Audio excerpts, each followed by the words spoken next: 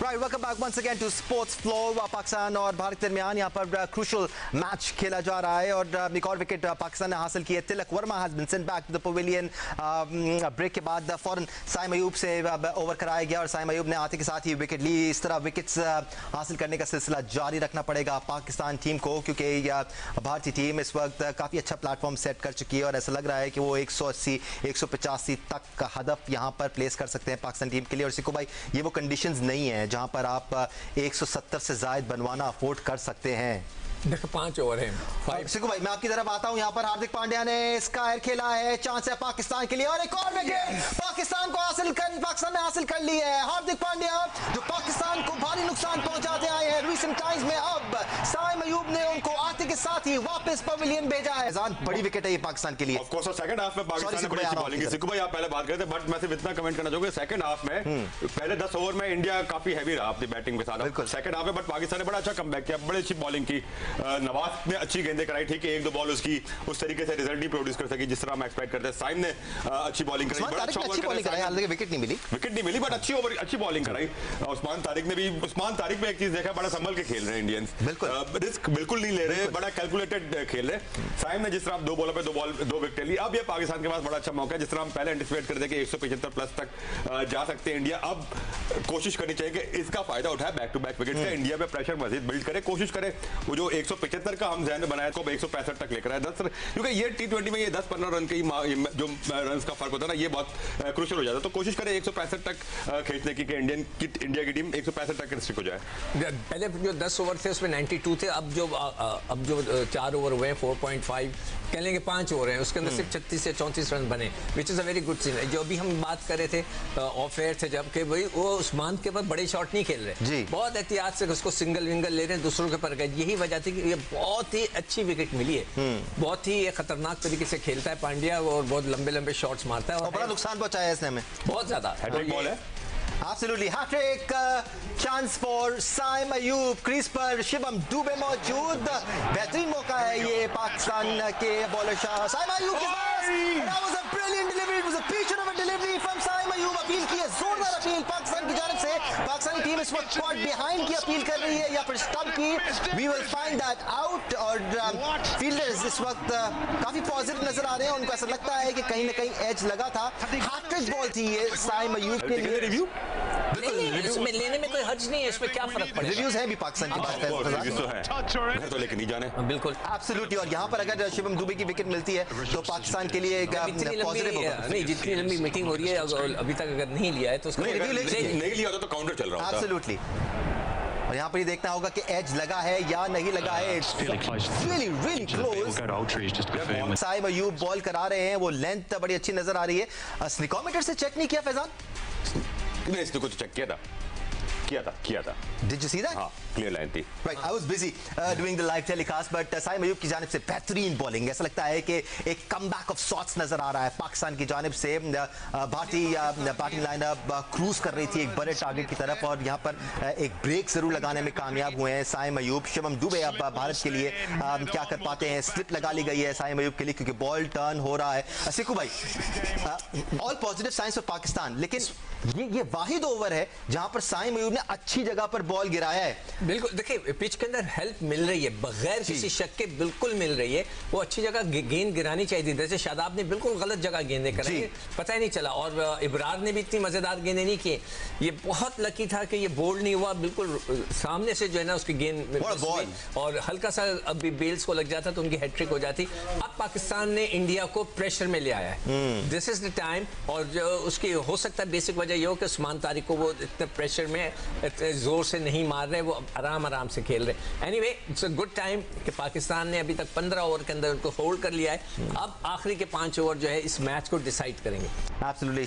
साइम अयूब ने अपने 4 ओवर्स मुकम्मल कर लिए हैं और 2 बहुत ही वैल्यूबल विकेट्स इस ओवर में साइम अयूब ने हासिल किए. बट फैजान, जिस तरह बॉल टर्न हो रहा है, खास तौर पर अगर आप सही जगह लैंड कर रहे हैं बॉल को, जिस तरह रुक कर बॉल स्पिन हो रहा है, ये डेंजरस साइंस है पाकिस्तान के लिए।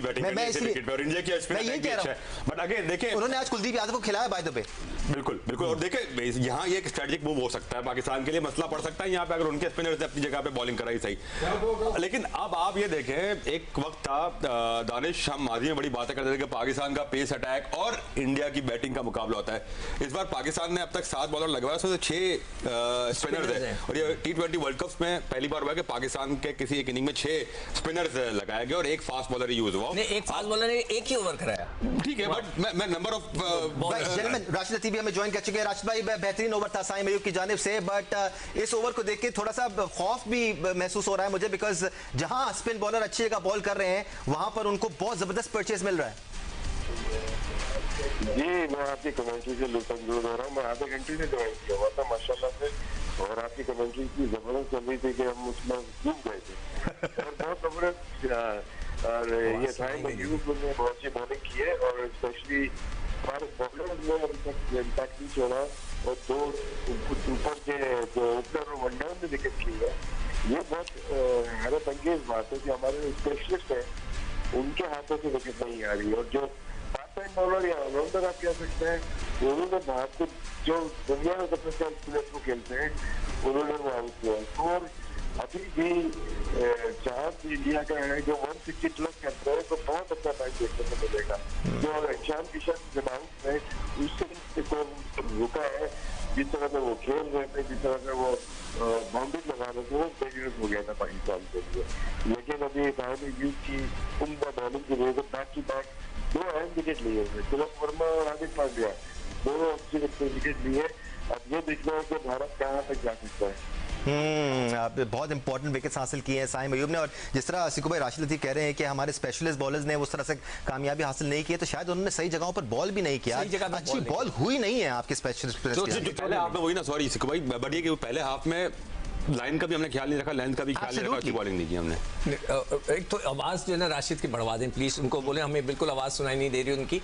और वो शादाब ने बड़ा डिसअपॉइंट किया है, इब्रार ने बड़ा डिसअपॉइंट किया, जो कि हमारे रेगुलर बॉलर हैं, और इब्रार तो खास तौर पे he is a very good bowler, Pakistan का प्राइम बॉलर है जो परफॉर्मेंस वाइज, और उसको दोबारा लेके आना चाहिए था मेरे ख्याल से। उसको दोबारा कहीं ना कहीं सरप्राइजिंग कि ना इब्रार आए वापस, ना शादाब। नहीं, शादाब को तो नहीं, शादाब का कोई नहीं, मगर इब्रार को जरूर आना चाहिए, और उन्होंने रोक लिए हैं उसके ओवर हमारे सरप्राइज बॉलर के, और मुझे लगता है कि आखिरी के ओवर्स में वो कहीं उसको एडजस्ट करेंगे। और फैजान, हम ये एज अ स्ट्रैटेजी पाकिस्तान की तरफ से देखते आए हैं कि चूंकि अब आप पेसर्स उस तरह से खिला नहीं रहे, तो आप उस्मान तारिक को as a death over bowler use कर रहे हैं। देखिए, बड़ा रिस्की भी हो सकता है डेथ में आपको, अगर उनके पास विकेटें बची रही और सूर्य कुमार यादव अगर रहे एंड पे, तो मुश्किल हो सकता है स्पिनर्स के साथ जाना डेथ ओवर्स में, जहां फिर उनके लिए भी डू और डाई वाली सिचुएशन होती है ना, वो तो फिर बिल्कुल चार्ज करेंगे, उनके पास विकेटें होंगी तो फिर उनके पास वो कोई रिस्क लेने की पोजीशन में होंगे वो।